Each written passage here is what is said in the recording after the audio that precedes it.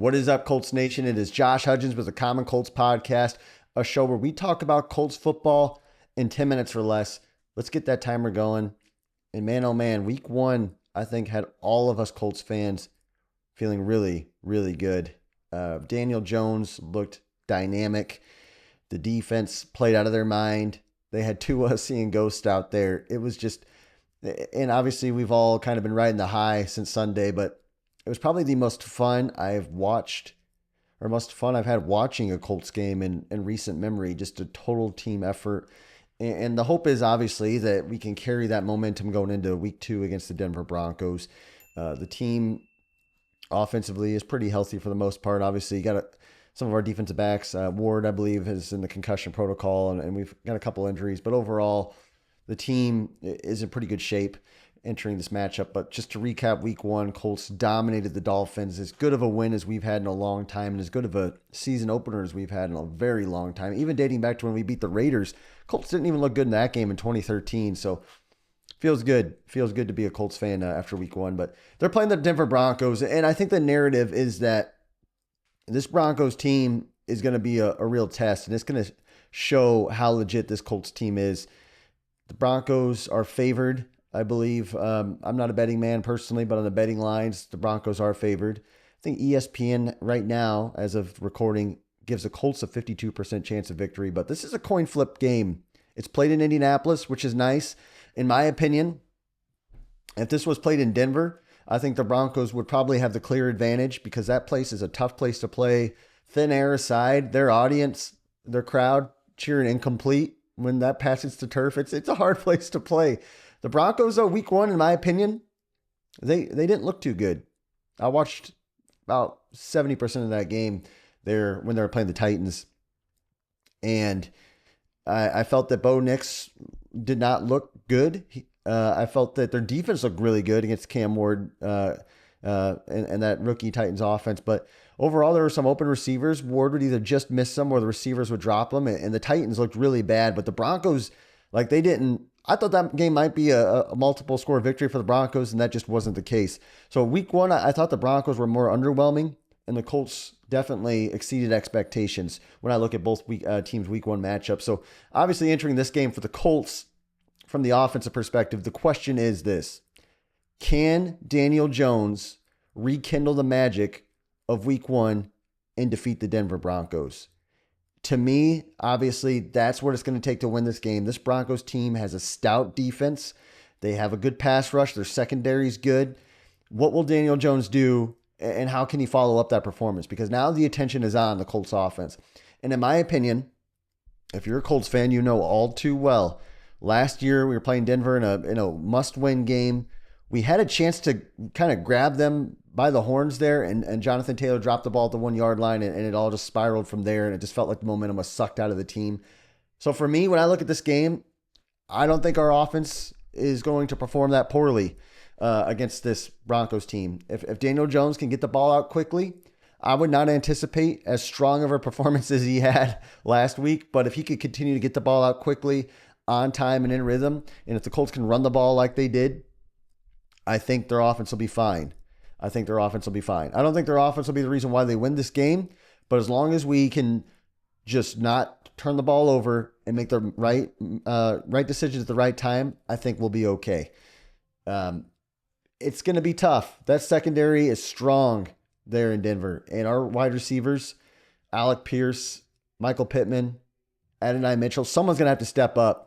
Tyler Warren, hey, I'll take 7-8 catches out of him, but those are going to be the key matchups, I think, that'll help determine this game. But for me, ultimately, how's the defense going to do? How will the defense perform against Bo Nix, who, again, did not look good in his first start of the season with the Denver Broncos? They all looked just out of sync. A couple of times I've seen him holding his head to his hands, kind of upset at receivers, overthrowing passes late that could ice the game. How will our defense fare against that? Especially if Ward's out with a concussion. I haven't read to see how he's doing, but last I saw, he was in concussion protocol. To me, that's going to make or break the game. If Bo Nix throws 3 touchdowns, and if this game's a shootout and the pressure gets put on the Colts offense, against that Broncos defense, I don't like it. So it starts with our defense holding them to field goals, pressuring Bo Nix, and they haven't had a rusher to have over 100 yards since 2021, I believe. We're in 2025. So it's been a while. It's been a while. Buckner, Grover Stewart, Latu, can those D linemen get in there, get pressure on Bo Nix and stuff up those run gaps? That's going to be a big one. That's going to be, if the Broncos start running the ball and they get Bo Nix comfortable, young second-year quarterback comfortable, and he's able to deliver dimes, that's when you lose a football game.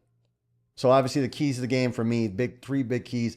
Daniel Jones, is he able to get his passes on time and in rhythm early?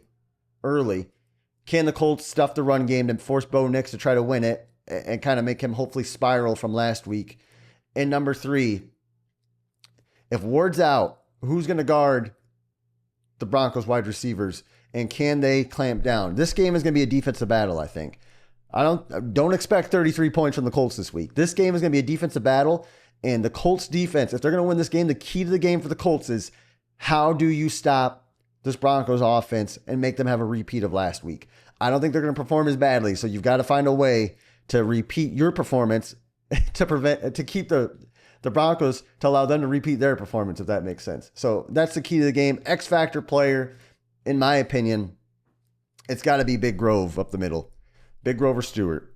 Again, we're going to keep hammering it. It's stopping the run game. If you can force 3rd and long situations in Indianapolis, the crowd's going to be juiced up after last week with Danny Dimes, Indiana Jones. We're feeling it in Lucas Oil. It's going to be rocking. It's a big game. We know if we can beat the Broncos, this team might be legit, and people are going to start to buy in. So the energy is going to be there. If Big Grover in the middle can stuff up those run gaps and force the Broncos to throw it on 3rd and long, that's going to be not only the key to game, but he's going to be the X factor player in helping secure a win. He might not get every tackle. He might not have 3 sacks, but it's just going to be plays like that just bottle up the run game. If you see a tackle for a loss, if you see the running back have to pick a hole he wasn't planning on going through, plays like that from our defensive line, especially Big Grover Stewart, I'm hoping has a big game. So what is my prediction? Colts Broncos, big game again. Go up 2-0 to start the season, 2 wins over AFC teams. I'm taking, it's going to be close. I think it's a coin flip game. Honestly, this is not a game. Again, I'm not a betting man, but I would not put any money on this game because it is a coin flip. But I'm going to take the Indianapolis Colts. They're at home. They've got more momentum than the Broncos do, in my opinion.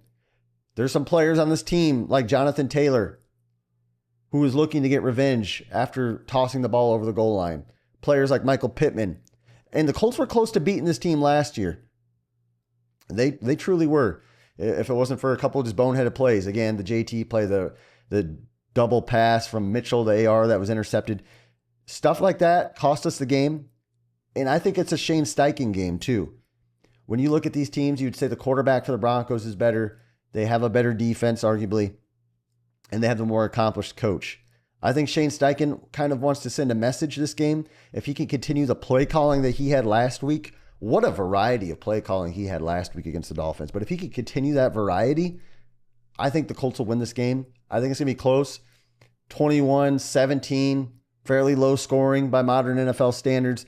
I don't expect either team to be in the 30s. I do think the Colts pull it out. If it was in Denver, I don't know who wins it, but it's in Indianapolis. The Colts have the momentum from last week. Shane Steichen's got something to prove from last year. Jonathan Taylor's got something to prove from last year. Danny Dimes isn't going to make the same mistakes that we've seen from AR. He's going to get the ball out quick. He's going to get the ball out on time. And I think the Colts will win this football game.